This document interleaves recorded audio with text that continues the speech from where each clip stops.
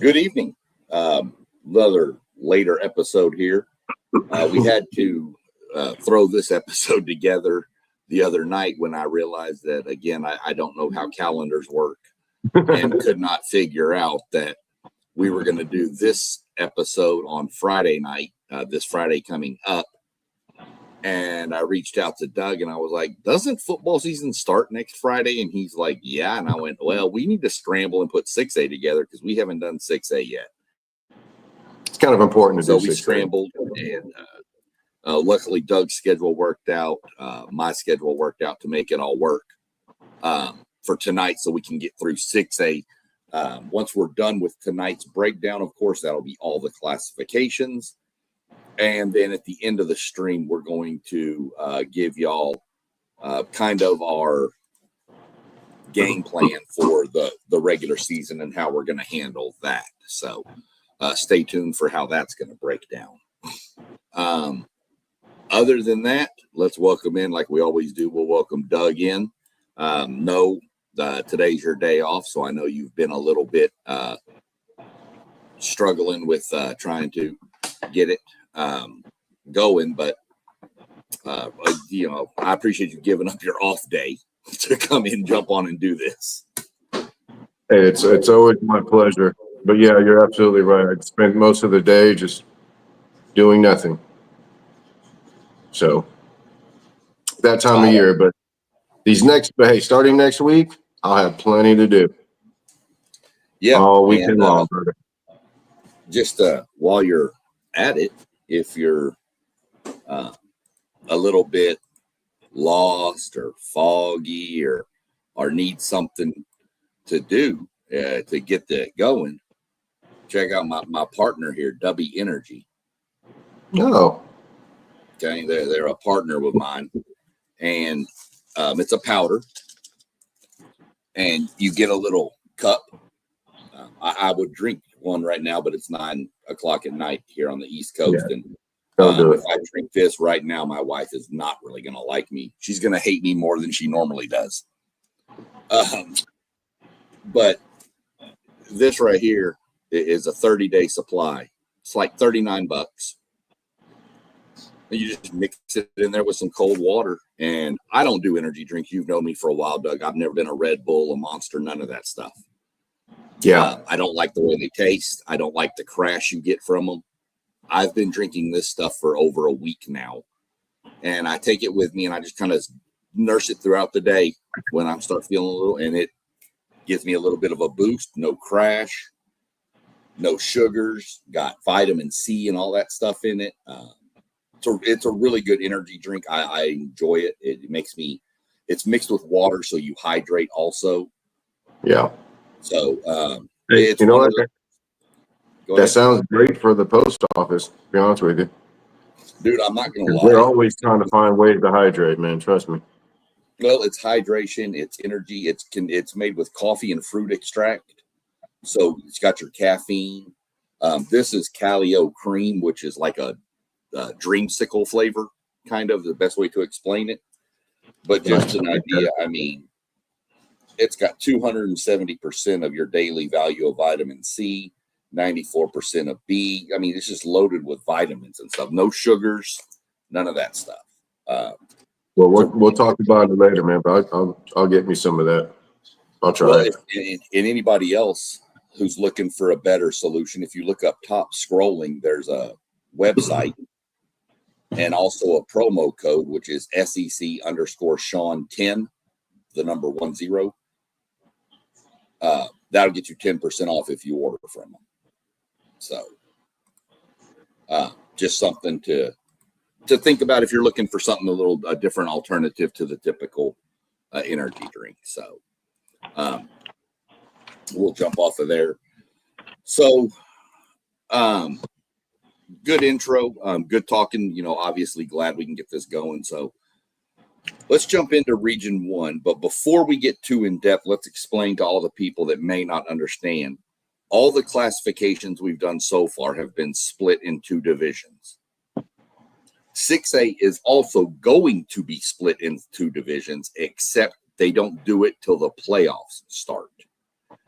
Yeah. Nobody knows why. Everybody's been screaming to just do it now, but they don't. So how it's going to work is the top 4 teams in every district will qualify for the playoffs.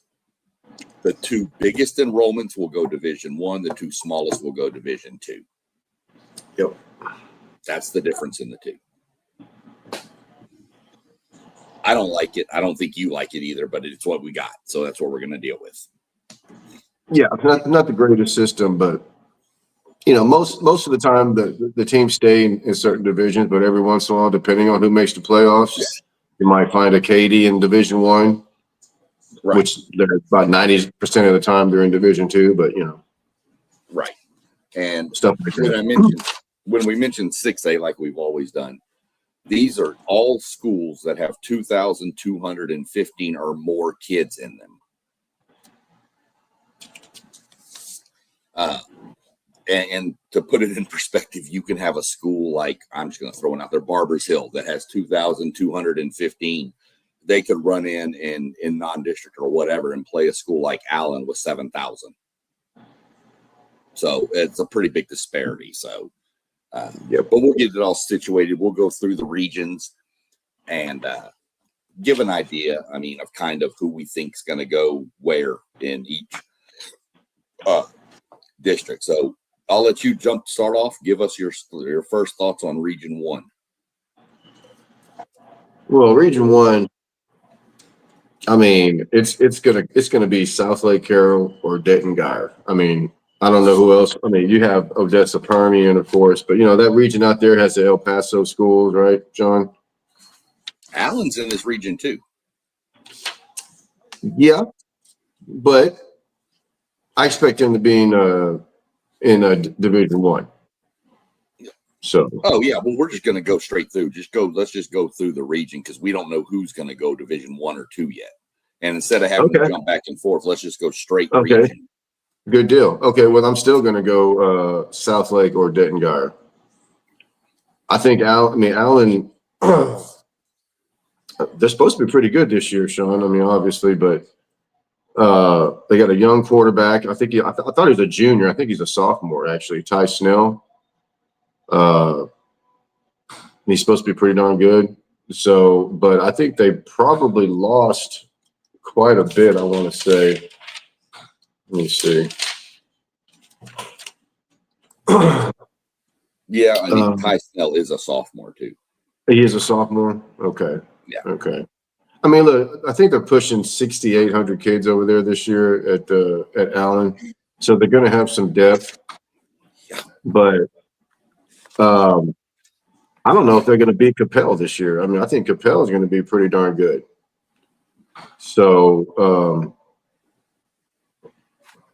I'm still going to go South Lake with possibly Dick Fryer. That's looking. Yeah, when you look at it, it's a little screwy to do these because of the way they don't break it down. Obviously, District 1 is going to be the El Paso schools. I don't see a lot coming out of there. District 2, Midland, Permian is out there. There's only one team that's going to miss the playoff in that district. I could see that district getting in and obviously maybe winning the first round since they match up with El Paso, but then they're going to run into these schools out of the DFW area, and they're just not going to be on that level. Right. When you go to District 3, though, you do see one school that's, a blue blood in Texas, and that's Aledo. Well, Aledo moving up to 6A, Sean. Yeah. They kind of number one, they lucked out obviously in their district playing with the Arlington schools. But man, are they going to be ready for the playoffs?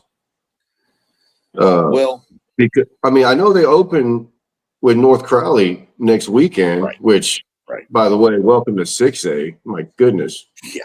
Well, that can get ugly, man. Well, but you can't do and I'm going to mention going back years ago when Manville jumped up to what was then 5A, but then moved to 6A. Right. We didn't have the depth to compete with those, and we were playing like the Santa Fe's or whatever in non-district. And Coach Martin said we've got to, and that's when they started playing North Shore every year, and they played Spring Westfield a couple of years. He boosted. So you've got to play some of the powerhouse teams to see where you stand.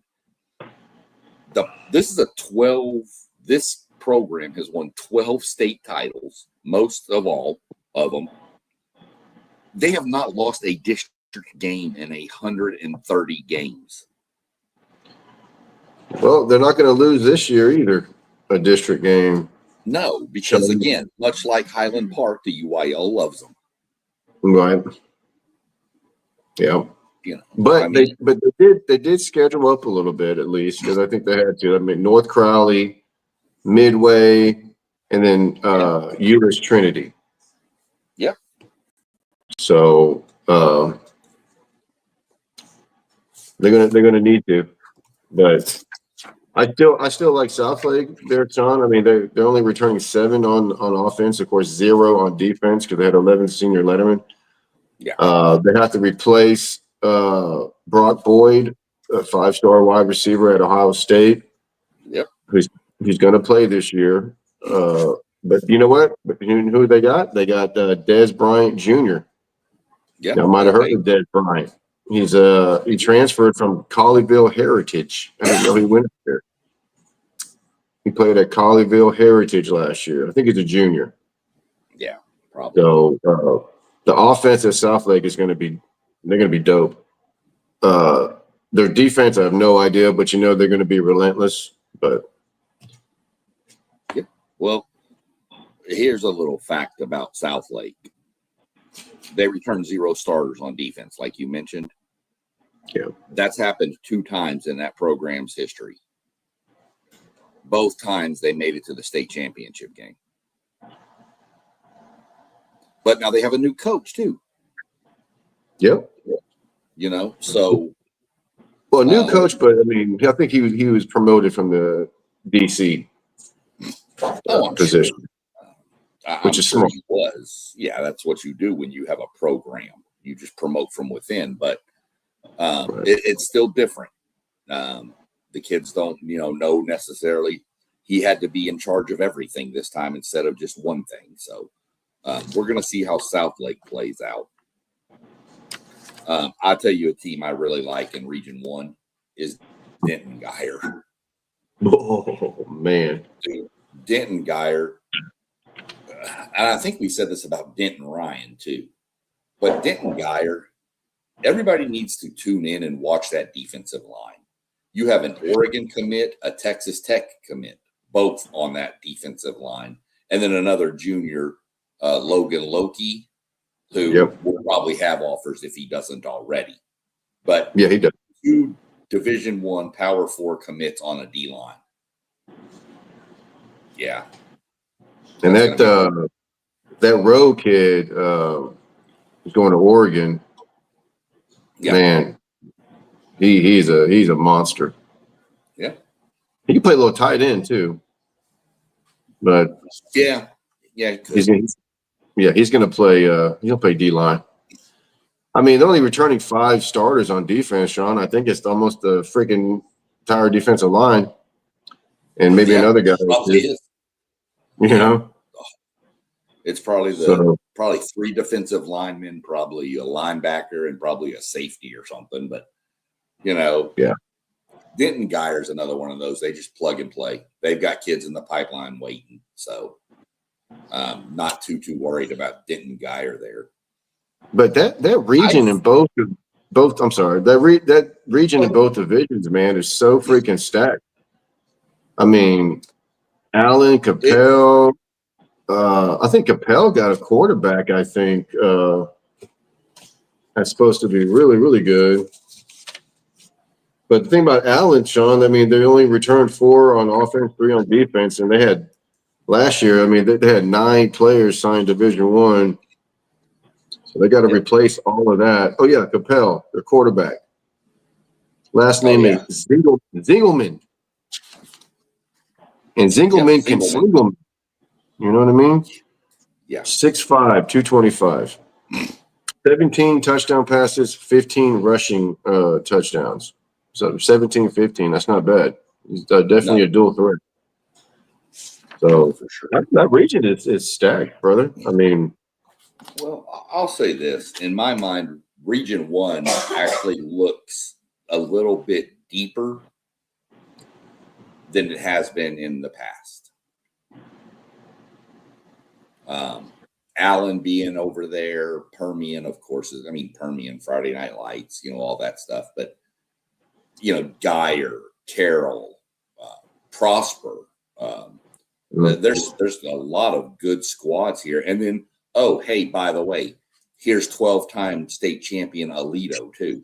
Who are they going to struggle? They might. I don't. By no means do I see Alito winning their 13th state title this year. There's no way. But that's still a proud program. Alito's going to start 0-1, and they're probably going to win the rest of their games in the regular season. And probably then. Okay. I think they probably Trinity. They play Trinity too. Yeah. Yeah, I know. I think they can. Trinity's bringing back 40 Letterman. They are bringing back 40 Letterman, including a quarterback named, what's his name? He's a same last name as the coach. Yeah, I don't remember his name though. I don't have my book open. Boy, you're looking up his name. Lineweaver. Oh, okay. Is it really? Yeah. I don't know if that's his son or grandson. Who's the head coach? Lineweaver. No, he retired. Dude, is he back? What's the first name of Lineweaver? Is it Steve Lineweaver? Well, let's see, Sean. I don't know. That's a good question. You look up Euless Trinity. Let me look because I'm pretty sure Steve Lineweaver retired. Oh, okay. Aaron Lineweaver. It's his son. That's his son. So this would be Steve Lineweaver's grandson. And Aaron's son. Okay. Yeah. Wow. And, okay. Look, the kid's grandfather knew how to coach ball for sure. Right. So, shout out. He led Commerce to their first state title. Yeah. But don't sleep on Trinity because as most people know in the state, Trinity's going to do one thing. They're going to line up and they're going to run downhill at you. They're gonna control the line of scrimmage with those Polynesian kids, man. Ask De La Salle how it works. To all you Cali boys. Right. Yeah. So more on that later. That's why I think can Alito beat Trinity? Yes. But I think when Trinity starts leaning on them with that size that they have on the offensive line, I think it'll wear Alito. Manville North Shore, we were at the game, Doug. You saw what happened. We sprung on them, and then they just started leaning on us, and we had no answer. And that's what you're going to see here, I think. That's why I could see Alito starting 1-2. That would be welcome to 6A right there, buddy. And look, there are some squads in that district they're in with the Arlington schools that are proud programs. Arlington Lamar, Arlington Martin. Arlington Bowie ain't bad. No. And so there's some teams over there that could push Alito, and you could see that district winning streak, which is, like I said, 130 games right now, snapped this year. I'm not going to predict it, but it wouldn't surprise me. I will say quick shout out to Matt Stepp, the all-knowing guru of Texas high school football. Absolutely. His Everman Bulldogs were the last team to beat Alito in district. Everman, wow, yeah. That's a good program, too. They were down for a little bit, but they've come back. Mm-hmm. But Yeah, this is a crazier deep region than it normally has been. Well, I'm just going to, I guess, pretend or predict that South Lake and Denton Guy are being Region 2. I mean, in Division 2. I'm going to lean South Lake. In a Region 1, Division 1, I'm thinking Capel this year, man. I think Capel is bringing back a lot. Eight on offense, 7 on defense, 10-2, 6-1 in district last year. Oh yeah. You know, I think Allen was lost too much last year, buddy. And then, yeah, they lost a lot. I actually have Capel and Allen in the regional final myself. Okay, but I have Capel beating Allen. So do I. I got Capel. Yeah, I think those guys they're going to be really good. Don't get me wrong. Don't get me wrong. Anybody, a team like a Prosper is going to be good. Allen, of course, Trinity, like I said, with that rushing attack, they could lean on some people. The problem is they can't lean on an Allen because Allen has the depth to handle it. Right. But there are some teams, and once you get into the playoffs, we've seen crazier things happen. But I think smart money says Capel versus Allen. And I do have Capel beating them in the regional final. Now, for Division 2, let me give you an idea of what the bracket could look like if things fall the way that everybody thinks they should. Your second round playoff game is Aledo and Denton Guyer. They played last year, I want to say. In non-district, yeah, because Aledo was 5A. Right. But a second round playoff game between those, that's a regional final in most every other year, So, I mean, you got some matchups there. Yeah. That's my Division 2, though. So you win Division 1 first. I'll go Division 2. My regional final in Division 2, I'm going Denton Guyer over South Lake.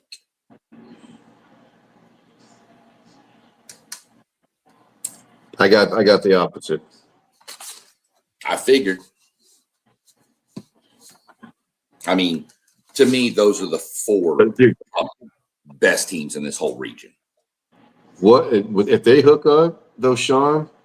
The trench game is going to be unbelievable because South Lake got some offensive linemen. I think they got at least 2 or 3 kids going power forward.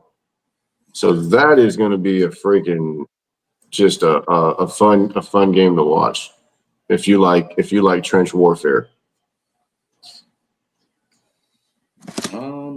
You talking about? Hold on.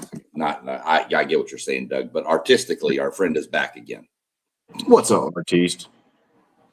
Said he saw some highlights of the Aledo Carroll game. I'm assuming they scrimmaged, is what he's talking about.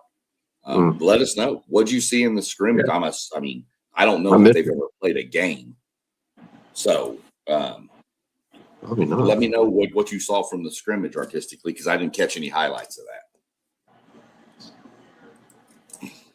But I'd be curious. I'm curious. What did Aledo look like with the depth, especially of a team like South Lake against them? So I'd be curious how Aledo handled and how did they hold their own. I mean, it's a scrimmage, so take it for what it's worth. But for a team like Aledo, you can learn a lot in that scrimmage, though. Mm-hmm. Okay. So we've got our Region 1 out of the way. We both have the same 4 teams.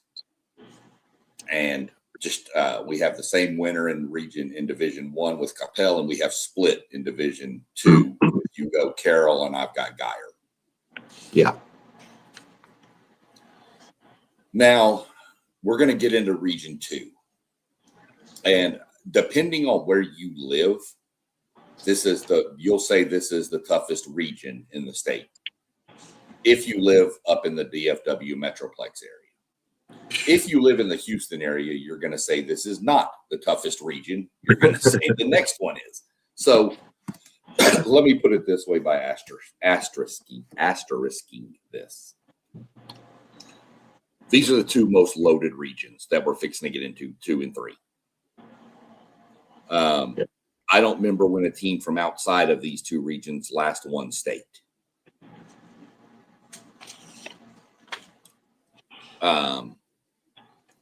We'll run through. I'll run through the top. We'll run through the top 10 real quick. No division, of course, because we don't know yet based on standings, but just the top 10 total. Waxahachie's 1. Duncanville 2, North Crowley 3, Longview 4, College Park 5. That's Kingwood College Park, which is north of Houston. Wow. Okay. I think that's which one. I think that's Kingwood College Park. Yeah. Cy Falls, Willis, which is just north of Houston. Klein Collins, which is just north of Houston. And Waco Midway. So you're going from the north side of Houston through Waco over to the Dallas-Fort Worth Metroplex. That's a stretch. It always has been, though. This has always been that way. That north, very north, Cypress, Klein, Spring has been in Region 2 quite a few times. The Woodlands, it's always been in Region 2. Go back to Ed Oliver. Shout out Ed Oliver and his condolences to his family with the drowning of his 2-year-old son. Yes, sir. Rough. We played against him when Manville played against Ed Oliver when he was at Spring Westfield. Yeah. Great guy. Hate to hear the news. But we moved forward, and there was times where they were probably going to win Region 3. But then they had to go up and face the DeSotos and Duncanvilles and Carrolls and Allens of the world. So crazy stretch there. So I'll jump into Region 2 right away. District 9, I'm not too concerned about with the Wileys and a bunch of the Garland schools. No, not really. We start getting into some stuff. I will say Wiley East would be a team to watch. They had the worst record you can ever have in the history of football. 10-0 regular season, lost your first round playoff game. The dreadful 10-1 season. Do you know who that happened to, Sean? We were just talking about it. The Euless Trinity team that beat De La Salle. Yeah. They went undefeated and lost to, I think, South Grand Prairie or something. The first round of the playoff. Yeah. By that point, they were ranked like number 2 in the state, and then that's when everybody was like, the depth is insane in this state. Real quick, artistically, was talking about that scrimmage again. Said both teams looked good, but it was hard to tell because you couldn't tell who was actually first team or second team. Yeah, but those scrimmages, Sean. People don't realize that a lot of these kids are trying to make the varsity. Man, they're trying to letter. They're trying to make a spot. They're trying to start. They're trying not to lose their job to an underclassman. Right. I mean, there's a lot going on, and the coaches want to see a lot of players. So they're going to play a lot of players. For the coaches. Yeah, it's a huge evaluation tool for the coaches. Yep. And it's huge for the kids too, man. I mean, one game may decide if you're gonna make the varsity or not. You know what I'm saying? Yeah, so if you're a sophomore, this is your shot to tell the coaches I can do this, or sit on JV for the next year and wait. I'll run down on kickoff, coach. I'll do whatever. Exactly. District 10 is another district that I think is good. I mean, it's got Longview in it. Longview is always pretty good. North Forney is going to be a really good team too. Yeah. I think this district's going to come down to those two, and then I think you're going to have kind of the Rock Walls and the Royce Cities and those kind of squads battling for that 3rd through like 6th place.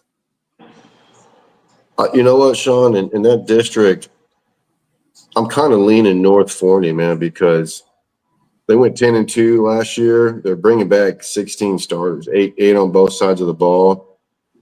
Longview had a kind of a down year last year. They returned 6-4. They got a new quarterback, obviously. I think, of course, Haynes King went there. Yep. Coach King's son. Speaking of Coach King, he mentioned their wide receiver they have over there, and Dave Campbell, Jaden Herdon. Yeah. He is saying, I think he's a junior. Coach King is saying he may, when he's done playing over there, he may be the best wide receiver they ever had come through Longview. Now think about that, Sean. Longview is one of those places that, they claim that they have, with them and Galveston Ball, claim that they have the most NFL players come out of there. I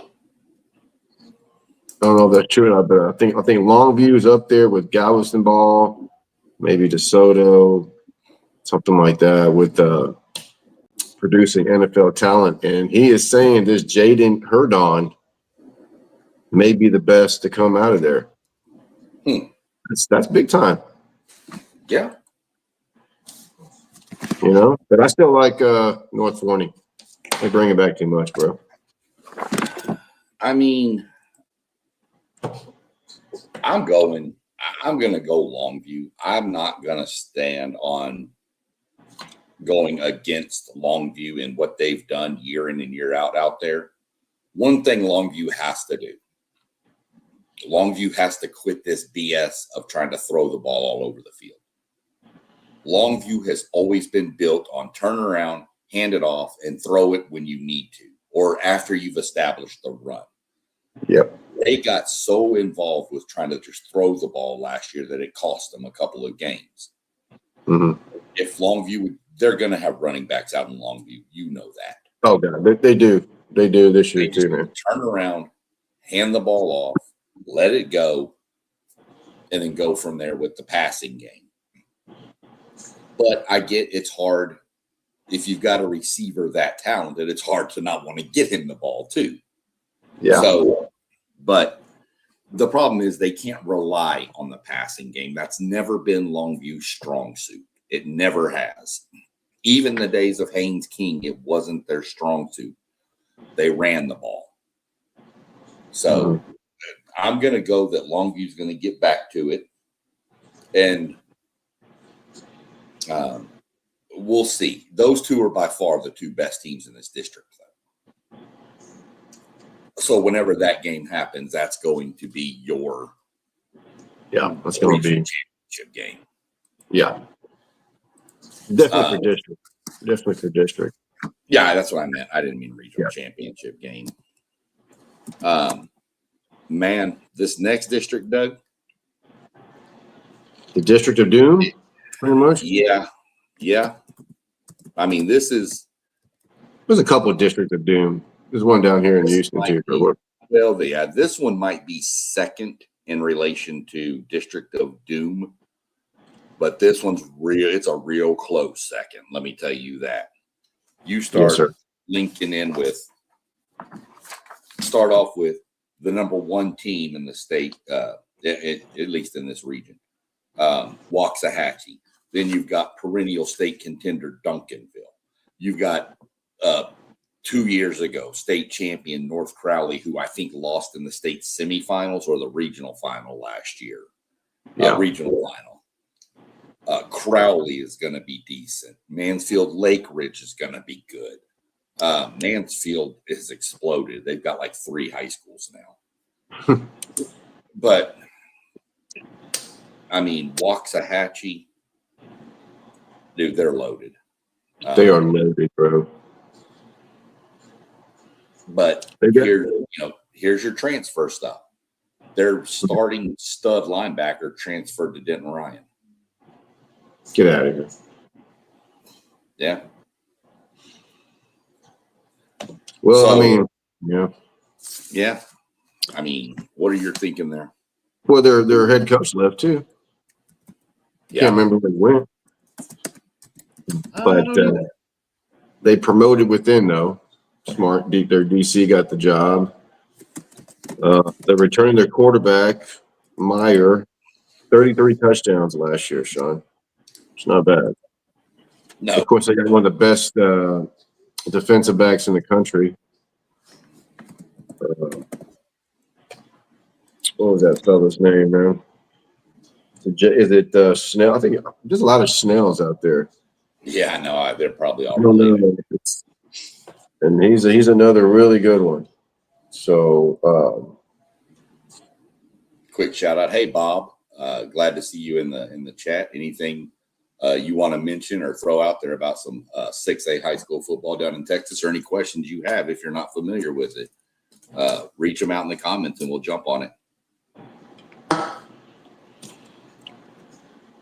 this district, though, Sean, I think it's really anybody's on the top three: Waxahachie, North Crowley, and Duncanville.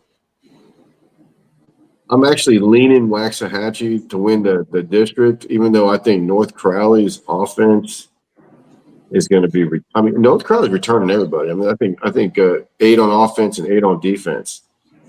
And North Crowley may have the best secondary in the entire country, bro. Yeah, and, I know. And their youngest one is a sophomore. According to Dave Campbell, had 25 tackles and 1 interception. So that tells me he played a little bit as a freshman last year. Yes. But they got a couple other guys that are going like big time. So they might have the best secondary. Their offense is going to be ridiculous. I think what they scrimmage Allen and dropped 90 on him, man. On a scrimmage. It's a controlled scrimmage, but I think it was combined varsity and JV. But dude, that offense is just stupid good, man. So I think I like Waxahachie to win the district, but they're not going to win the region. I don't think until something changes. I got Duncanville winning their region, but I don't think they're going to win the district. Well, remember, Waxahachie split with them last year. Yeah, they played them twice and they went 1-1, and they were both close. Yep, it was really good. What do you got, man? Your top 3 are definitely Waxahachie, Duncanville, North Crowley. Mansfield Lake Ridge is probably the 4th best team in this district. It's hard to go against Duncanville, dude, from what they've done the past. Go back from 2018 forward. Yeah. But I'm going Waxahachie. I'm going Waxahachie not only to come out of this region, our district, but I'm also having a rematch of Waxahachie and Duncanville in the regional final, and I'm taking Waxahachie for the sweep over Duncanville. Ooh. So that's going to be a change. North Crowley is going to be the 3rd best team in this district, probably, and they are going to be. They're locked into Division II because of Waxahachie and Duncanville. Yeah. So they don't have to have that road through them.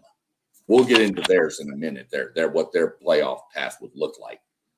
But I'm just going to give you a sneak peek that I'm taking Waxahachie to come out of this region.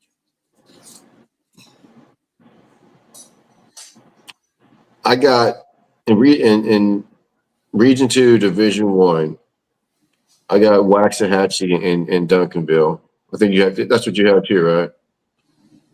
Yeah. For the championship, region championship. But you got Waxahachie, and like I said, man, I got Waxahachie winning the district, but until something changes, I got Deville. Because they've been winning their region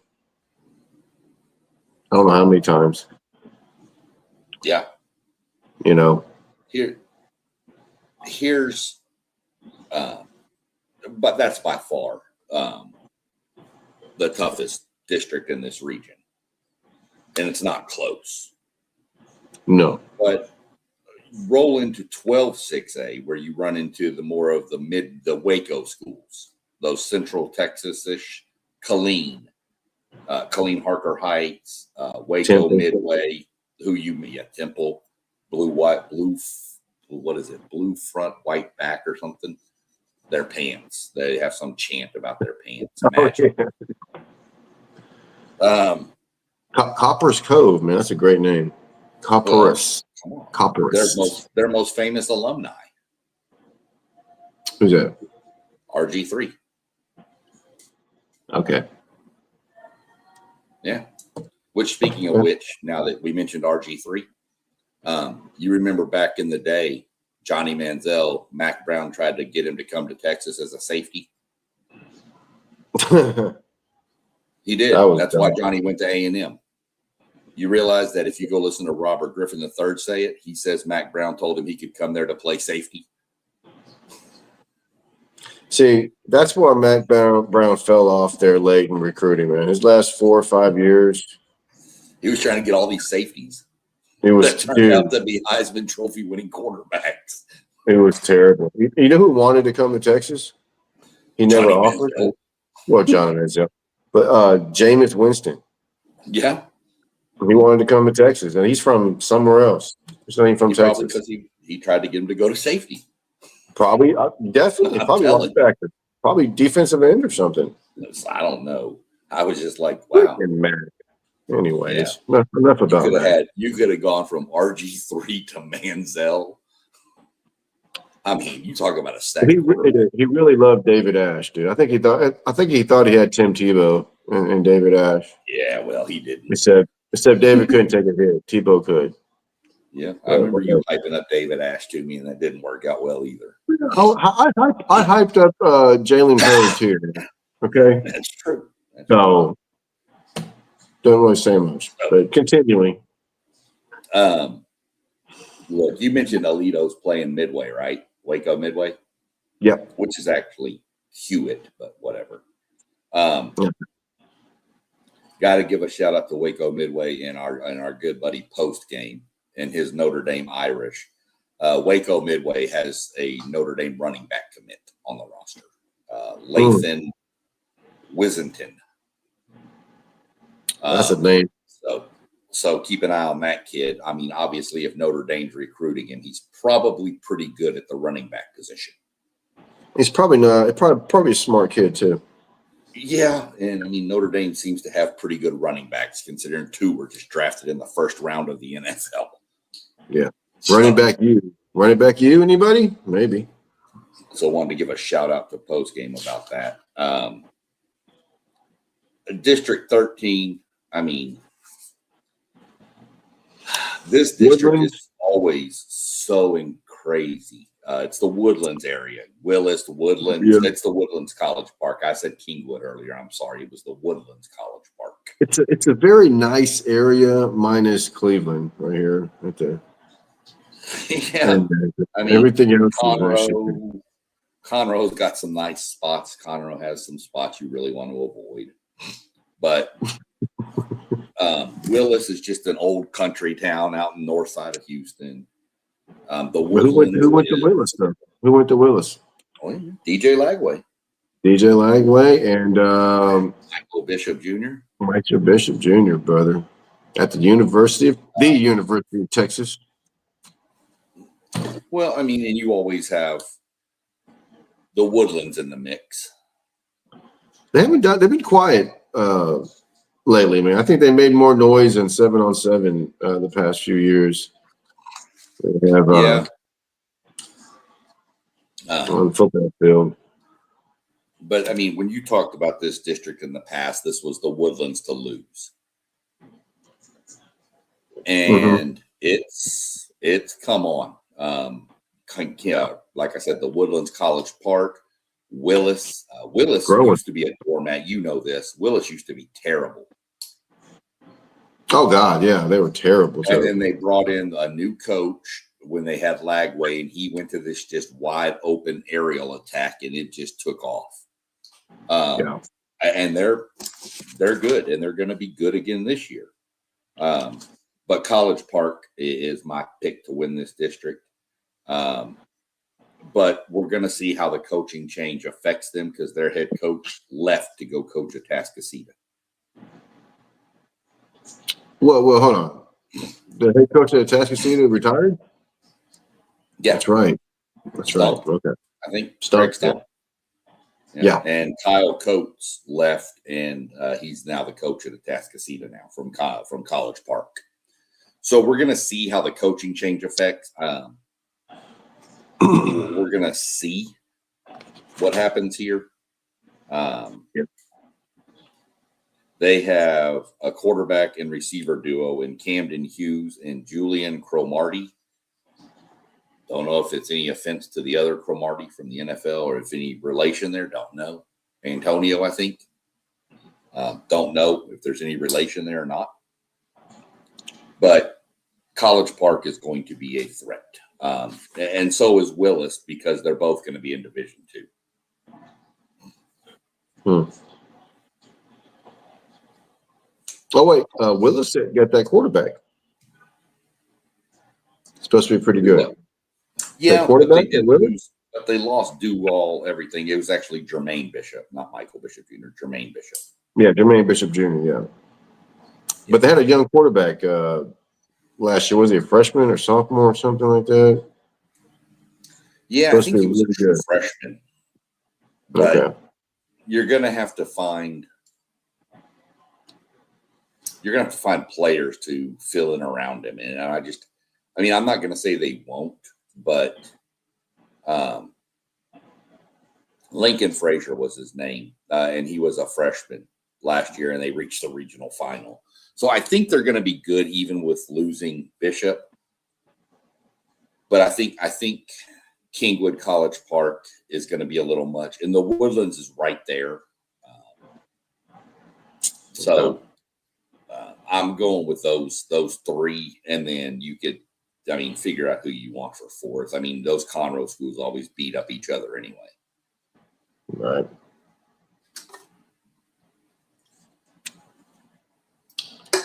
And I know the coach at Grand Oaks used to be Sean McDowell, but I think he left there and is now somewhere else. Oh, yeah. Okay. His daughter plays softball, Arkansas. He left Foster and went to Grand Oaks. If you got the book open, see who the coach of Conroe Grand Oaks is in District 13. District 13. I think McDowell retired. He either retired or he moved somewhere else. Well, it still has Grand Oaks Grizzlies. Still has Sean McDowell as a coach. Well, maybe he's still there. I thought he left, but maybe he did. Maybe he was thinking of it and came back. I don't know. Did a Randy Allen from Highland Park. This is year number 3. It could be year number 3 for him. Really? I thought he'd been there longer. I thought he was there longer than that. Yeah, I thought so too. I'm wondering if he went there and then left and then came back. I wonder if that may be what. I don't know. Either way, Jermaine Bishop, artistically mentioned, dude was a freak. Absolute freak, man.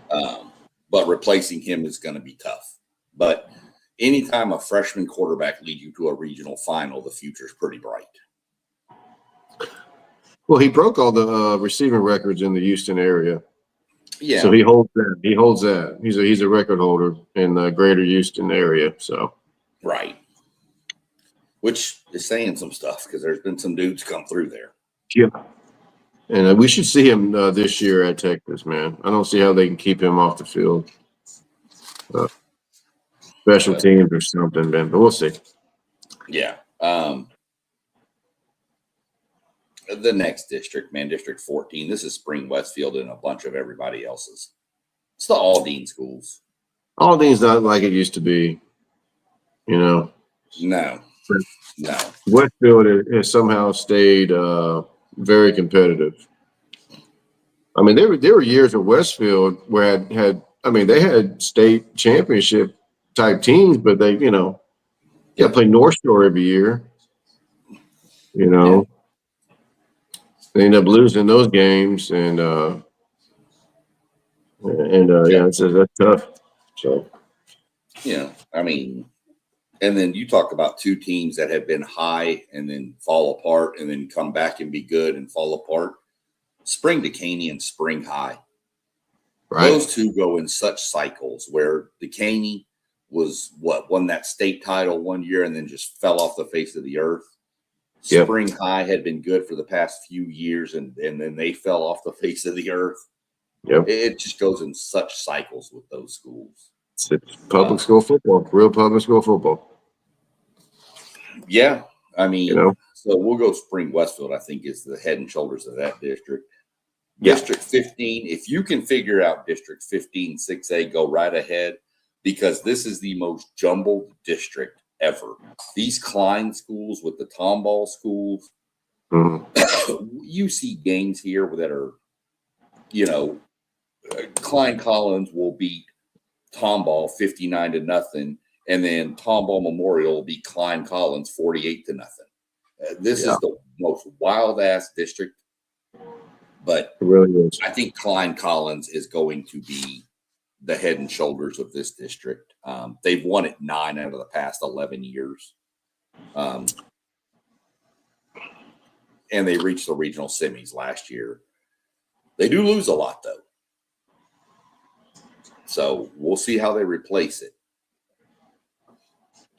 Yeah. Klein Collins for sure. I mean, Tomball's had some good squads lately. They lost quite a bit though, the Tomball bunch. Now one team that's on the bubble is Klein, and I hope their bubble bursts, man. I hope they don't make the play. I can't stand their coach, man. Nick Cadutti. Dobie played them last year. That guy, he's a character, man. He talks a lot of trash, man. He talked disrespected Klein Collins before they played. I think Klein Collins ended up killing him, of course, but he likes to run his mouth. When they played Dobie, he had his entire staff, including him, that had T-shirts made. They were all wearing burnt orange T-shirts that said something about Texas party or something like that. And they were playing Dobie, the Dobie Longhorns. Just weird stuff. All I know that came up doing some digging into this school too was, and I'm not going to get into it because I don't have all the facts, but there's been some questions around this coaching staff that has caused some uncertainty around it.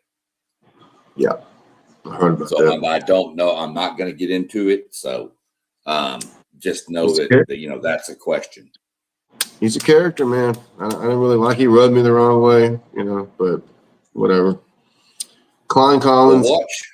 It is. Yeah, Klein Collins is the favorite here. Klein Oak is always kind of one of those teams that's in the mix. Klein Kane had some teams before. Yeah, they did. Tomball, you mentioned. Tomball's got some running backs this year. Ian Thomas and Trevin Johnson. Mm-hmm. So they're going to look to run the ball. Tomball Memorial normally, whether they still are in that system or not, I can't remember, but they like to throw. They used to throw the hell out of the ball. That team was just wide open. So I don't expect much from them. I think this is Klein Collins, Klein Oak, probably Tomball. But again, this district is so insane that, you could have a mixed match of any different teams. Klein Collins is pretty well locked into the playoffs. The next 3 positions, brother, we might be a water. It's Klein Collins and then a box of chocolates, right? Yeah, these tiebreakers are going to come into play in this district. And whether it comes down to let's meet at Whataburger and flip a coin, I don't know what we're going to do. But this is going to be a crazy district. And you want to keep the crazy districts rolling? Hey. Look at the Cy-Fair schools. They're all the same. Cy Falls, Cy-Fair, Langham Creek is up there, Cy Lakes. Cy Woods, Cy Ridge. It's freaking towns, man. Look, Cy Falls is the favorite here. And I know that's hard for people at Cy Fair to hear. Well, Cy Fair is a good school, right? Out there. That's the oldest, yes. That's the legacy. Yeah, Cypress Fairbank. Okay. And they were the best school. I mean, even for a while, for a long time, they were the the bread and butter of that district. So nowadays it is Falls, right? This year it is for sure. Now, Cy Fair is going to be very senior heavy. They do return a quarterback, and they have two FBS receivers caliber. Their two receivers are both college bound. Nice. And they return 7 defensive starters. So Cy Fair is going to be good. But I'm going to lean Cy Falls here, and here's why. They went 9-4 last year with mostly sophomores. So now they're juniors. So you've got this year and next year that Cy Falls is going to be a problem. Duly noted. Okay. I mean, they're returning 9 starters on offense. Yeah. Yeah. How many on defense? 6. Yeah. 15 out of 21 coming back off a mostly sophomore team. Wow. Okay. So Cy Falls is going to be in the mix. Most definitely. They're going to be Division II because they're the 7th biggest school in this district. So they're going to go Division II. But a 9-4 team, mostly with sophomores with that many back, dude, I'm taking Cy Falls. The Cy Falls Cy Fair game is your district championship game. When that happens, but again, in the grand scheme of things, that game means absolutely nothing except the district title. Because one's going Division I, one's going Division II, more than likely. For Cy Fair to go Division II, Cy Woods and Jersey Village have to make the playoffs. And that would push Cy Fair to Division II. I don't see both of those schools making the playoffs. Yeah. So I'm taking Cy Falls. I know Cy Fair, they won state a couple years ago. But I think Cy Falls is coming on. And I'm watching that team for the next 2 years.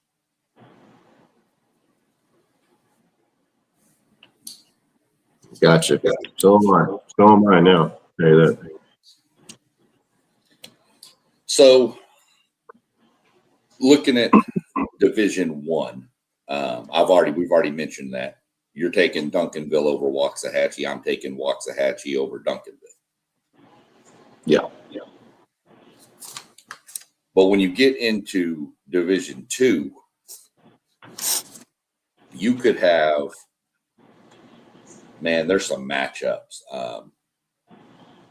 The upper half of the bracket, it looks like you're going to probably get in a regional semifinal. It looks like you're probably going to get North Crowley and College Park.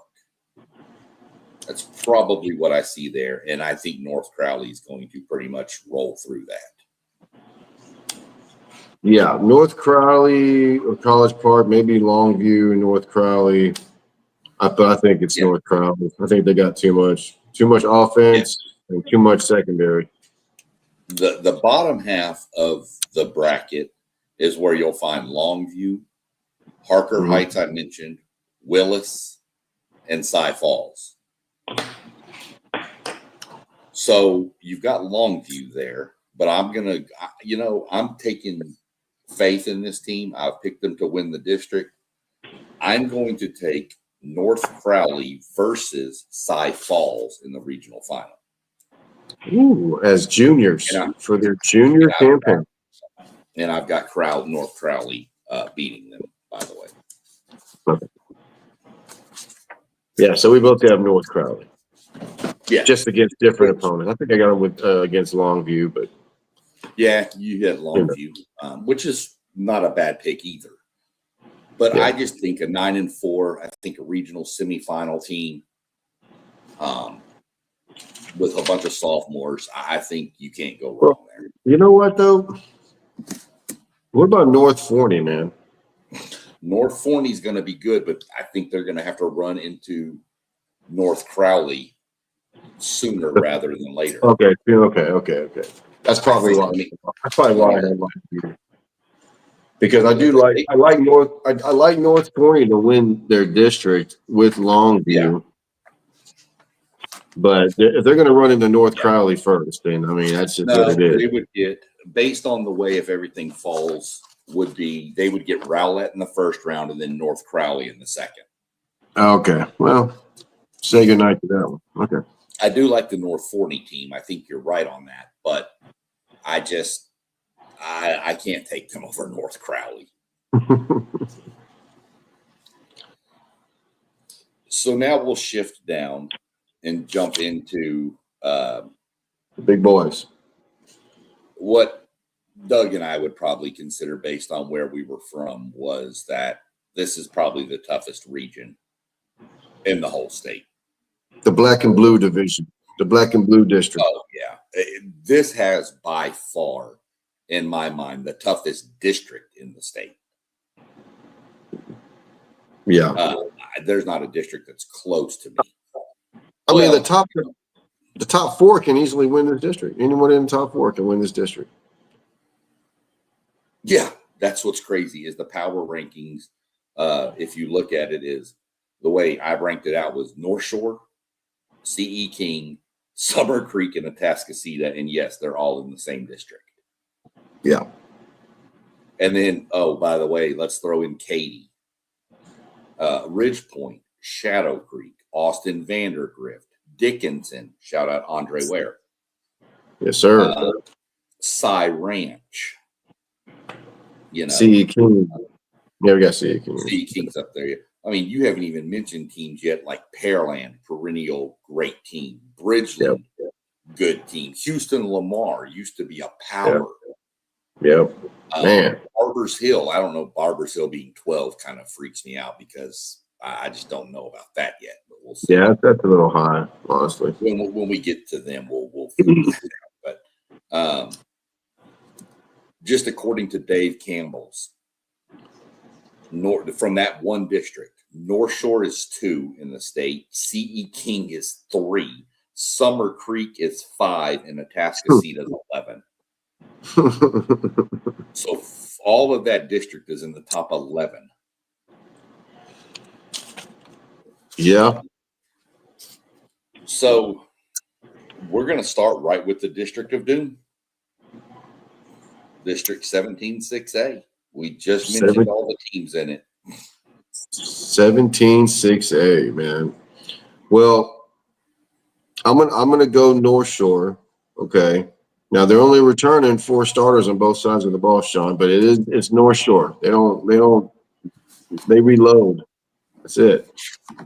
Coming off a state championship. And they got some young players coming up, Sean. And North Shore has always been a D1 pipeline, and I would say they're probably more known for their defensive players. Would you say? Yeah. Devin Sanchez and these defensive linemen, like what was his name?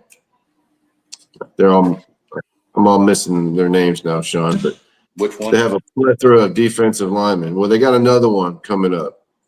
It's a sophomore. Yeah. Ezarian Fields, Sean, 6'5", 210, little thin, but he's a sophomore. He'll put on some weight. This kid's already a 4-star, and he's rated, I guess, as far as video game rating, he's already like at 84 as a sophomore. Okay, that's normally that's probably his grade from On3 or PFF or one of the recruiting sites. Probably got him as an 84 as a sophomore. Which is insane, by the way. Yeah, insane. So he's going to be another great one coming up. So I got North Shore as usual. I'm kind of torn between 2 and 3, honestly, Sean. C.E. King and Humble Summer Creek. C.E. King's bringing back a lot on defense. They're going to have a really good defense, and they probably have the fastest high school kid on the planet in Dylan Mitchell. So watch out for him to have a huge, huge year. And then you got Summer Creek. They got a wide receiver, Sean. Benny Easter, Texas Tech commit. And they got a quarterback, Spinks, left hand, zips the ball really good. He got like 43 touchdowns last year. And they got a great coach. They got a good coach over there. They got those kids in sync. So they got a ton of talent, Sean. And I'm kind of torn between 2 and 3, but I got North Shore winning that district. And I guess I'm gonna go Summer Creek coming in 2. That's where we flip. Super talented. I have super North talented. I have North Shore winning this Okay. district. So good deal. Probably the fastest team in the state is C.E. King. Yeah. They have a transfer quarterback. Kalen Davis came from Fort Bend Hightower.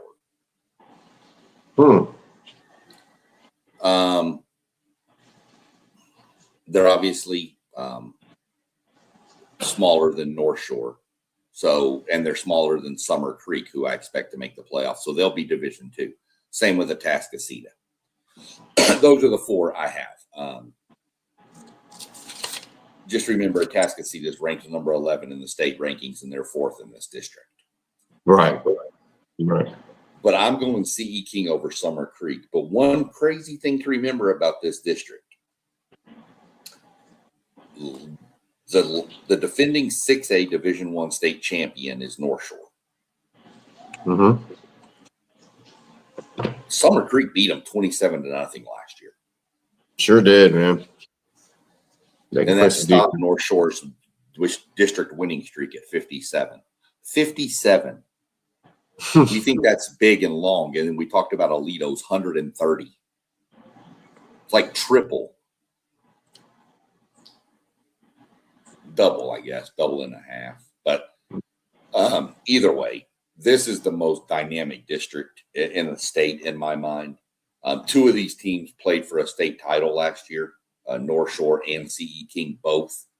North Shore won it. C.E. King did not.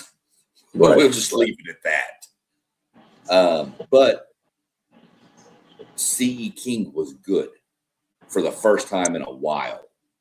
They've gotten this program climbing. And where they sit, they're going to have talent over on the east side of Houston. So I'm going North Shore, C.E. King, Summer Creek, Atascocita. And I'm not going to be surprised if we don't see North Shore and C.E. King back in the state title game. Not against each other, but different divisions. Yeah. Jump over to 18, this is a weird district. You got all the clear schools mixed in with Deer Park and Dickinson, which makes sense. And then you throw Barbers Hill for the hell of it here. Which is not real close. Barbers Hill to it's like Clear Falls. Yeah, it's way north. It's north of I-10 though. Yeah, it is. And you got to travel all the way down to Clear Falls, down there near damn Lamarck. Yeah, Clear Falls was that over there by like San Leon or something, or Bay Cliff way or down something? There. Yeah, it's the furthest south of the clear schools. And it's literally right on the line probably of like Lamarck or Texas City, right down there. It's really nice though. Well, yeah. Right. And so is Barbers Hill, by the way. Mount Bellevue. Yeah. Everything's brand new out there, brother. But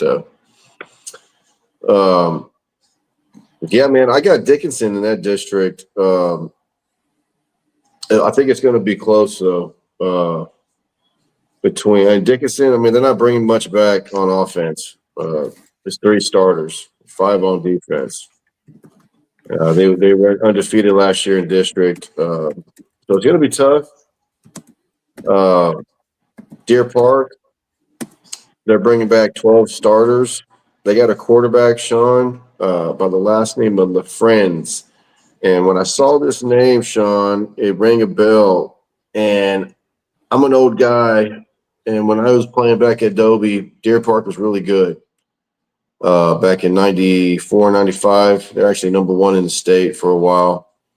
And they had a good quarterback, and I think their place kicker was one of the best kickers in the country.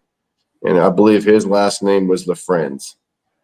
So I'm guessing this is his kid playing quarterback at Deer Park. So, and they're actually pretty good. Yeah, it's not a real common name down there. No. So, and Deer Park's actually ever since they got rid of or what's his name left? Was it Massey? Or yeah. Ever since they got a new coach, man, they turned it around, buddy. Which just in time for because Laporte now is really, really good. So and that's their big rival. But anyways, Dickinson and Deer Park is pretty much what I'm looking at in that district, Sean. Clear Springs is on the bubble, I think. I'm going to get to see them next week against my Dobie Longhorns. So I'll know more about them. Well, what do you got? I mean, I'm going Dickinson here. I think they're the best team here. They're the best team. They have some weird voodoo magic stuff going on down there in that stadium when you have to go down there and play. The Swamp. Dude, it is crazy down there. I can remember Manville played them down there, and Manville was up like 18 points with like 3 minutes left or something, and Dickinson stormed back to win the game. And I was like, what did I just witness? But Dickinson is easily the favorite here. This district is screwed. I'm just going to go ahead and put it that way. This district is just screwed. Because like first round matchups or something? Yeah, because your first round matchups is with District 17. Right. Yeah. So you could have Dickinson and Summer Creek in the first round. Hell of a matchup. You could have Barbers Hill and Atascocita in the first round.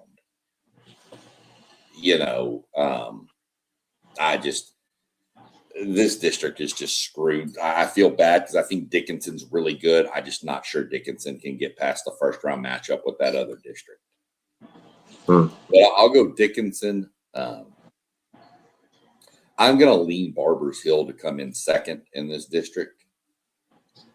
Even though they're the smallest, I think that I think Barbers Hill's always good on the lines, dude.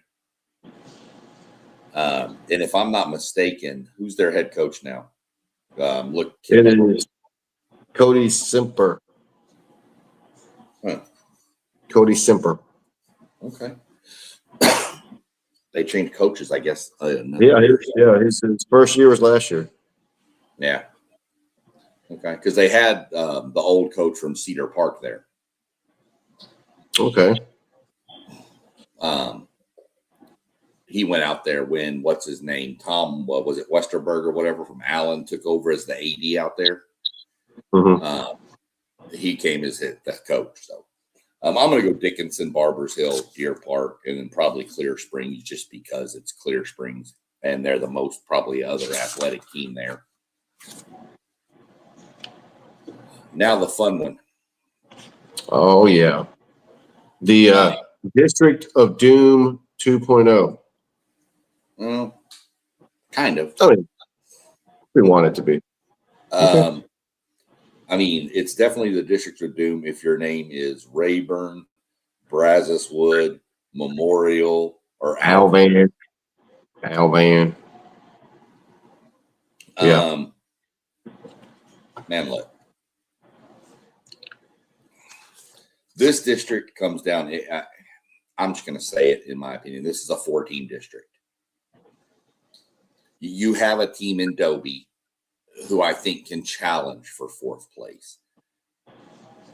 I'm not sure Dobie would have to beat Dawson and or Manville to get in. And I can see them getting one because I've seen them do it before. But I don't know that they can get them both. I think all they need is one, though, don't they? Well, you got to remember, if Manville beats Dawson and Dawson beats Dobie and Dobie beats Manville, you're going to have a tie, and it's going to come down to tiebreakers. That's how Dobie got in that one year over Manville, because they scored late to run the score up to get the tiebreaker. Well, yeah, they had to win by 17. They were getting the top right. They were trying to. I'm not saying they ran it up on purpose. I'm not saying that because God knows they had to score.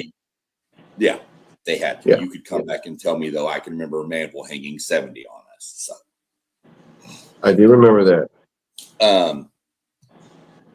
I honestly, I think Shadow Creek's the favorite here. Pearland's always going to be in the mix with it. Mm-hmm. I don't know what to think of Dawson. Dawson is sometimes looks really good, and then other times Dawson looks like they could lose to anybody. Right. Much the same I could say about Manville. Now, I do believe that with Kirk Martin back, this is his third year, I think Manville's starting to get back to what Manville used to be. Mm-hmm. But Dawson, Manville, and Dobie are going to be fighting for that positions 3 through 4, in my mind. I'm going to lean Dawson. I think they're a little bit more athletic than Dobie. The difference is Dobie can lean on people because they have a huge enrollment. So that's where I see it playing out. You probably see it playing out different. You're going to be a lot more in tune with the Dobie program than I am, of course. Mm-hmm. So you would know more about what it's looking like over there or what you're hearing over there. So let me know. What do you got? Well, I'm with you on Shadow Creek. They got too much, man. They're loaded. Joseph Adai's son, playing wide receiver over there. Yeah. He's a pretty good one. They got some defensive backs. They got a quarterback, Coleman. I think he threw 37 touchdowns last year. I mean, they're poised to win the district. I think Pearland can definitely give them a push. They're bringing back 7 on both sides of the ball, and as usual, I think Pearland's strength is their big O line. They always got a big offensive line. They like to win in the trenches. So for that reason, I have them coming in second. Although I think Manville, like you said, I'm not saying they're back, but they're getting back. With the addition of Kirk Martin coming back, I think he's bringing back that culture that he created years ago. It'll take a little bit of time, but to me, it looks like he's doing it, man. I mean, he's getting the players are there now. They're getting there. They're getting better. So, remember they've been big underdogs in the playoff opening round the past 2 years against like Hightower and stuff. Yeah, and they've beaten them both times. Mm-hmm. Yeah, and now they got some pretty good players, man. Yeah. You know, they got a kid, that greedy kid being highly recruited. Yeah, Greedy James. Greedy I James. know I had told you I was a little bit down on him after last year, but everything I've seen from him this year, what I've seen on little clips and stuff, he's put on some size, put on a little bit of muscle, it looks like. And he looks like, I mean, he was first team all Greater Houston selection. From the touchdown club. Yeah. So, yeah, he was first team all Greater Houston defensive back. That says enough right there, probably. Yeah. So I think those 3, Shadow Creek, Pearland, and Manville, are shoe-ins.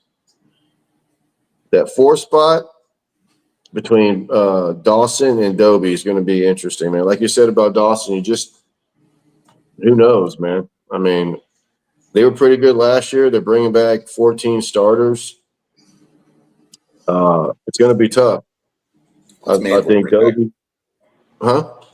What's Manville bring back? Isn't it like 13? They're bringing back 5 and 6. 5 on offense, Okay, 6 so on 11. 11, okay. Now Dobie, like I said, what they need to do to make the playoffs, Sean, is number one, they got to beat the teams they're supposed to beat. Obviously, there cannot be any letdowns whatsoever, or they're not going to make the playoffs 100%. That they have to beat either Manville or Dawson. They beat Manville before.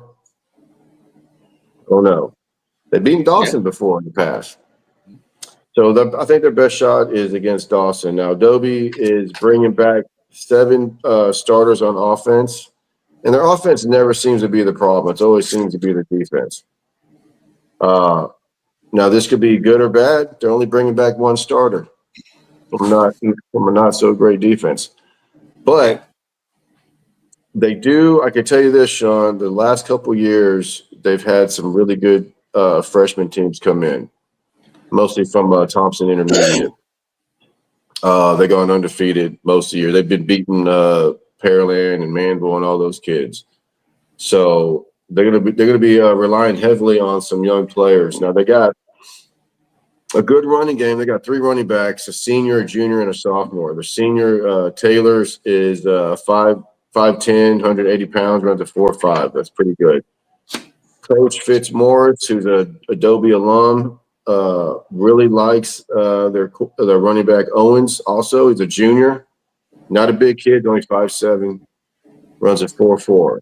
And they got a sophomore running back. Like I was telling you, the last couple of freshman classes have been really good. So they got this freshman running back who's 6'1", 165. So they're going to be leaning heavily on their plethora of running backs. I have no idea how they're going to look on defense. I'm going to find out. But I'm going to go Alvin, Pearland, Manville, and Dobie. That's Alvin Shadow Creek, by the way, not Alvin. Alvin Shadow Creek.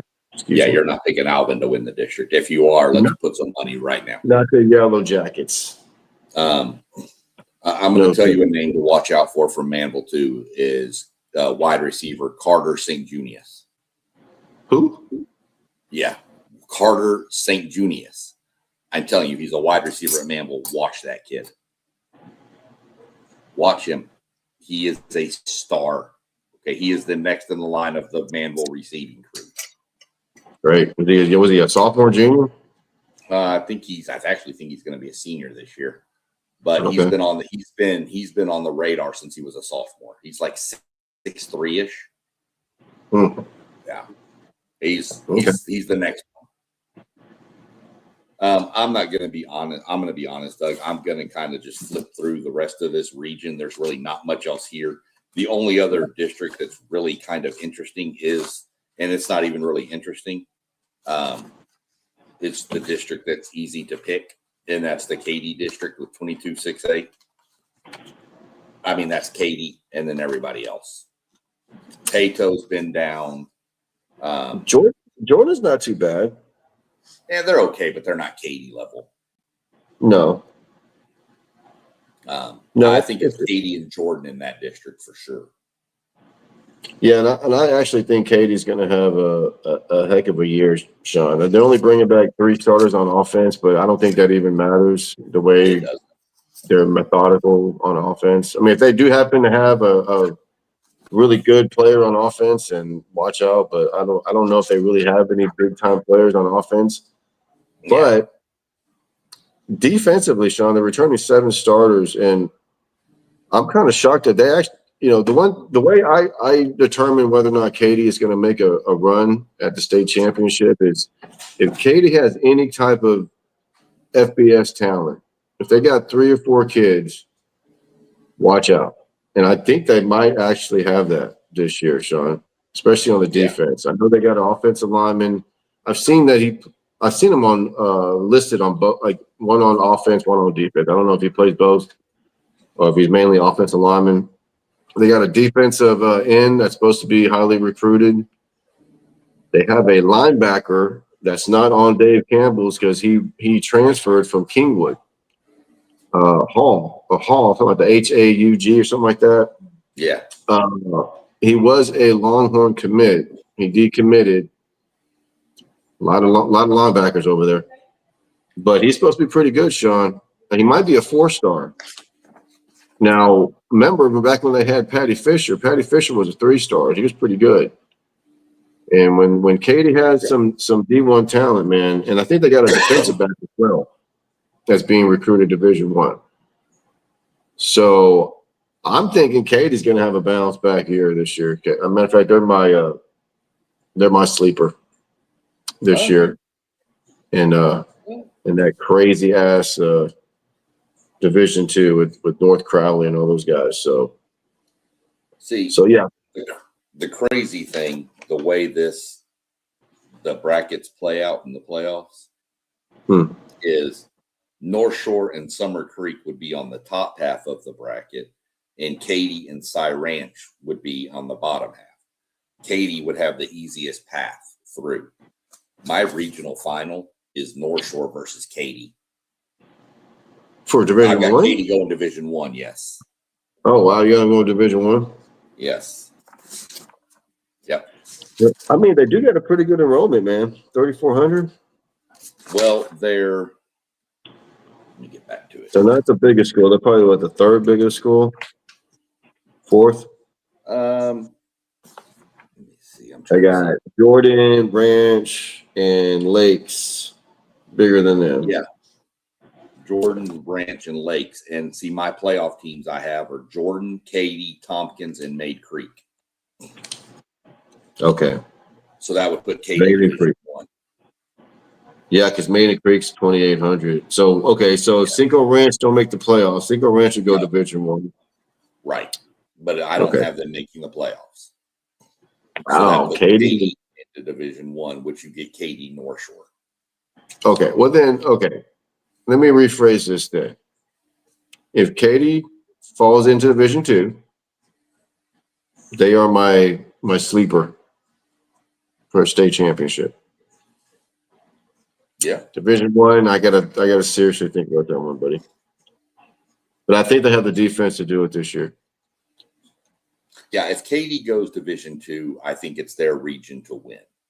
I think if Katy goes Division I, North Shore's going to put Katy out. I think it's North Shore, Katy, and North Shore wins. If Katy goes Division I, that opens up Division II for, in my mind, I'm going CE King to win the region. I've already said I expect them to get back to the state championship game. So I'm going CE King in Division II. Unless Katy's in Division II, and then I'd go Katy. Either way, I have North Shore winning Region 1, and I have CE King winning Region 2. Gotcha. And I think you could see CE King and Shadow Creek in the playoffs, and you talk about speed everywhere. It's going to be a fast game. Yeah. But don't sleep on Austin Vanderdrift. They won state in 2024. Yeah, a couple of years ago. So that's what I'm going. And you've got North Shore winning Region 1 and Katy winning Region 2. You've got Katy going Region 2, right? Region 3. I mean, yeah, Division 2. Yeah. We'll run through Region 4. Region 4 is a weird region. This is usually dominated by two schools, both with Lake in their name. Mm-hmm. Normally Lake Travis. Quick shout out again, Lake Travis. Keep that whole community in y'all's prayers, man. That young gentleman who was out there practicing and had the medical emergency and wound up passing away. So definitely they canceled their first game. Their first game against Dripping Springs has been canceled. Lake Travis said we'll forfeit it if we have to, but I think it's going to just kind of go down as I think Dripping Springs is going to be like, we don't want to play either. Yeah, that's a tough one, man. That's really hard. I feel for not just the family, but I mean the coaches Yeah. You know, Yeah. they got Everybody, the whole community, the whole town. I mean, yeah. but you hate to see it. Unfortunately, it happens a little more often than we'd like. Seems like every year down not here. happen. We've leaked. Well, it nationwide. You hear about it. So, so just remember that and shout out Dripping Springs. Like I said, I think Dripping Springs came out and said it's not going to be a forfeit. We're not going to play either. So, unless the UIL forces them to count it as a win or a loss, but I think that's whatever. We're not going to politic it to death. So, right. It is what it is. The Lake Travis and Austin Westlake are your two powers out of this region. Have been for years.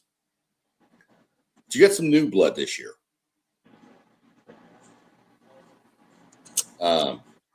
Some new blood and some old blood that's coming back. In Cibolo Steel. What? And San Antonio Johnson. What are we talking about? Johnson's had a couple of good years. I remember they made the state. Yeah, I know. Yeah. Was it the state semifinal 1 year? Yeah, and then they ran into Pearland, and Pearland just throttled them. Actually, I think it was a close game, to be honest. I don't remember that. It's been years ago. I don't see much coming out of the Valley. Artistically had mentioned that the best Valley teams were in 5A now. They had moved down to 5A, so I think this is really a 5-team, maybe a 6-team region, which is Johnson, Travis, Cibolo Steel, Westlake. Dripping Springs is always good. And then San Antonio Brennan right on the outside.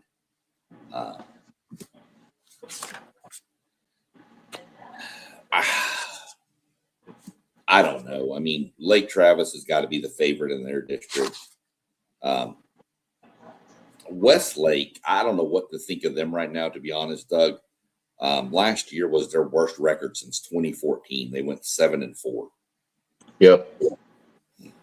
And the year before, they had a state championship team. They just ran into a buzzsaw in North Crowley.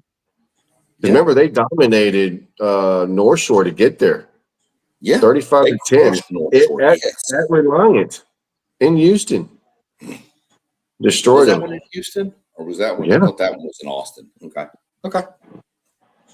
Amazing. And so last year was a down year, man. So this year, they're only returning 5 on each side of the ball.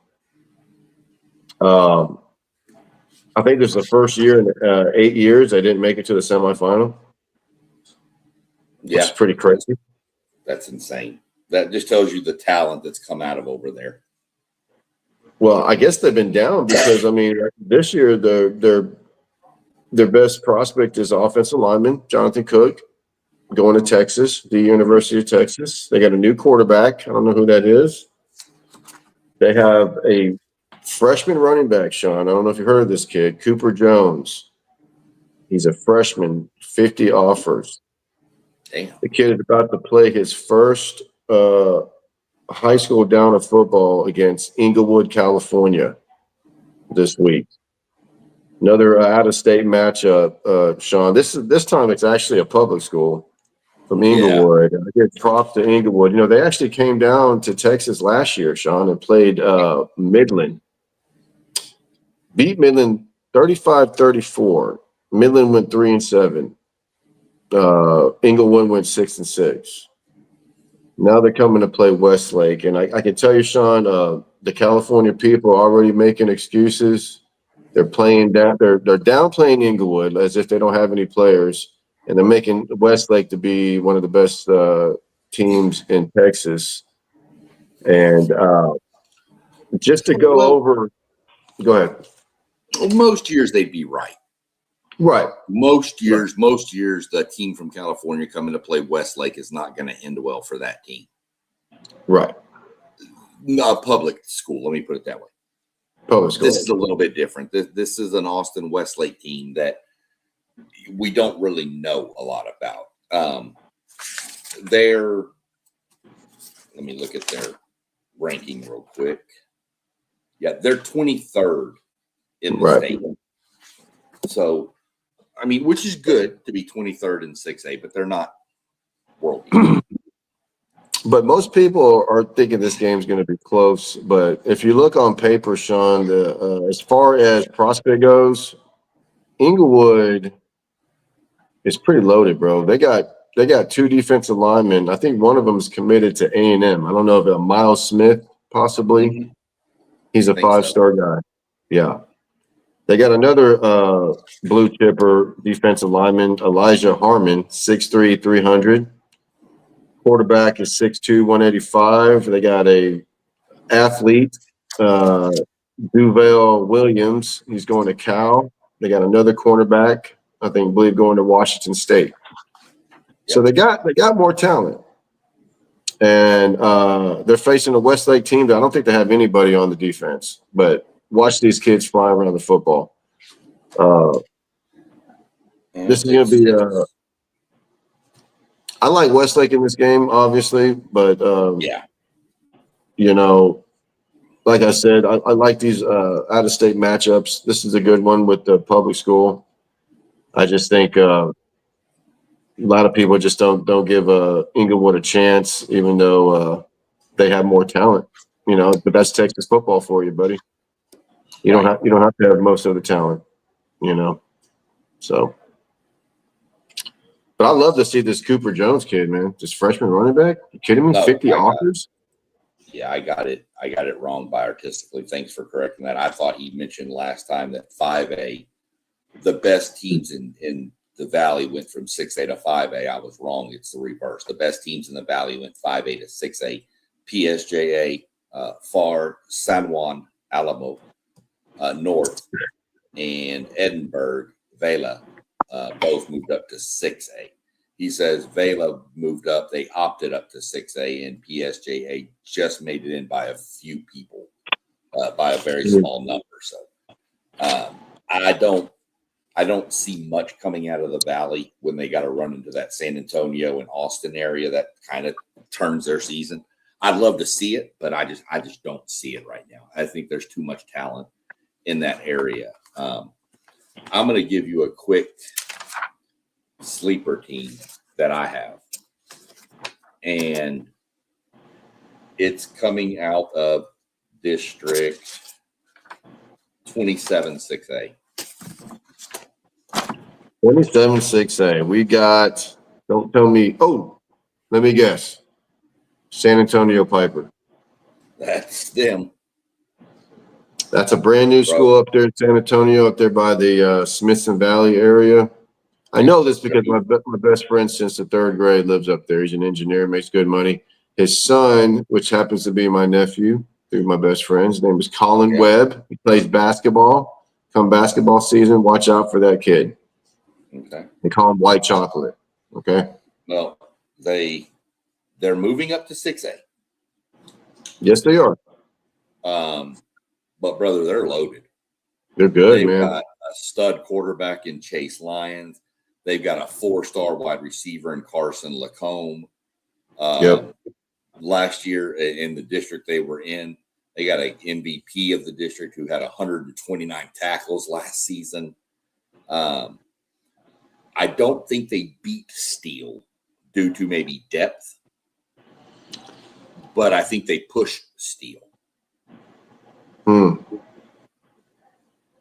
then, of course, Judson's in this district. But Judson, I mean, I don't know anymore. Judson used to be a team you didn't want to face, and now it seems like a team you might want to face. You just don't. Yeah, Sean, nothing's forever, man. And I can remember when those days when Converse Judson was just like Katy, just like the old Odessa Permian. Matter of fact, I remember when Odessa Permian and Converse Judson played in a state championship game. Bunch of little skinny kids out there just going after it, man. It's amazing. But I don't know. I don't know. I guess their coach must have retired, left a long time ago. Things changed. Demographics change. People change. People move. Houses are built, So. Oh, yeah. I mean, it didn't take long for Cibolo. Still, when they were brand new not too long ago. Didn't seem like. I mean, what 10, 15 years ago, 20 years ago. Yeah. They were a brand new school, and they just started killing it, man. So, and then you look in the San Antonio area, and you've got to talk about San Antonio Johnson. Yeah. You know, they're fast. Last year they kind of broke through. It was their first really solid season and a little deeper run. They in 2025 they made the state semifinals. To get there, they had to beat Steele, who they did 29-28, and then they beat Vandergrift 51-41 in the regional final to get their first real breakthrough into the state semifinal, where they I think ran into CE King or North Shore, one of the two. I think CE King, and got beat down. Another team to watch here is San Antonio Brandeis. They have a dual threat quarterback, Winter Smith. What a name! Great name. I mean, dual threat. Literally, he 1,200 passing yards and 1,400 rushing yards. But they also have a transfer coming from the state of Arkansas in Hakeem Frampton, who is already committed to A&M. So, yeah, I mean, that's what you're looking at there. Who you got? You got Johnson in Region 4. Because I got Lake Travis winning Region 4, Division 1. And I got Westlake in Region 4, Division 2. I think Westlake's going to have a bounce back here, hopefully. Yeah. Division 1, well, artistically, real quick, said, it's true. They get the first round, they get another Valley team, then they play Laredo in the second, and then they run into the Austin, San Antonio regions in the region. Call it Valley Week in round 3 of the playoffs. I'd like to see a Valley team get through there and make a run to Arlington. I think those fans would be nuts in Arlington at a state championship game. So I hope I get to see it. It's so hard to come through that San Antonio region. And then even if you do, you've got to run into Houston before you get to Arlington. So, but Division 1, I'm going San Antonio Johnson here. I'm going Johnson, and I got him running into Lake Travis in the regional final. Wouldn't be shocked if it was Cibolo Steele. I think it would be. I think they would meet earlier though. So I'm going to go Johnson and Lake Travis, and I have Johnson beating Lake Travis. Okay, I got it. That's Division 1. What'd you have? I got the same 2, but I got Lake Travis. Winning the region. Yeah. Division 2. I'm going a bounce back year from Westlake. That's what I'm thinking. And my surprise team, San Antonio Piper. And I'm going to go Piper over Westlake. Ooh, nice. My buddy, my best friend would love that. Tell your best friend to tune in. Needs to. Yeah, that's where I'm going. I'm going Piper over Westlake in Division 2. Nice. There you have it. Where are you going? Well, I'm going Westlake over Dripping Springs, ironically, because they're canceled their first game. Yeah. So they're probably going to end up meeting up region final. So. For sure. Well, that concludes the breakdowns. Artistically, very glad you jumped in for every one of these. I hope you, if you've got some people down there in the Valley, jump on with us on Friday nights. I'll get into what we're going to do here in a second, but get some people from down in the Valley, get us some score updates from down in the Valleys. If you're at a game, let us know. Stuff like that. or anybody else around the state. If you jump on Fridays, I don't really have a set time right now because I'm in the East, and of course these times are Central, which are 7 or 7:30 kickoffs normally. So it's 8:30 for me. So I'm thinking right around that 8:30 to 9 p.m. range. We'll probably jump on Friday nights. That'll give time to go through some of the Thursday recap of games that had happened that were important games, or any out-of-state games that have come up, and then kind of delve into the night's action. I know Doug's going to be at some games. We'll do some live look-ins while he's there. We're going to I have access to a streaming service that I'll be jumping between whatever games are on there, kind of checking in different games. Probably stick with each game for a few minutes, see what's going on, get the feel for it. So that's going to be our Friday nights, kind of just episodes, kind of bouncing around, talking. Nights that Doug's not at a game, we'll probably come on a little later, maybe closer to 10-ish or something, 10 my time-ish, somewhere right around there, so we can get a good halftime. And then we'll figure out how we can do like a scoreboard type thing. But when we go live on Friday nights, when Doug's at a game, we're going to be just straight on the YouTube channel. We're just going to be straight live on YouTube. And other nights we'll do a stream similar to this. So that's kind of the game plan. We'll get together and talk about it some more and make sure it all lines out. I know the second week, the week of September 4th, I won't be available that weekend. I have already got plans. I will not be in town, so I won't be able to really check on anything or do anything.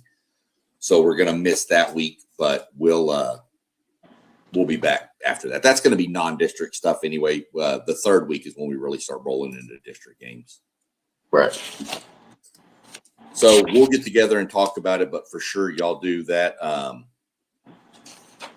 Tell your friends if y'all want to, get into it and find us. You can find me, on SEC Sean on YouTube, and that's where we're going to be doing a lot of this high school football throughout the whole season.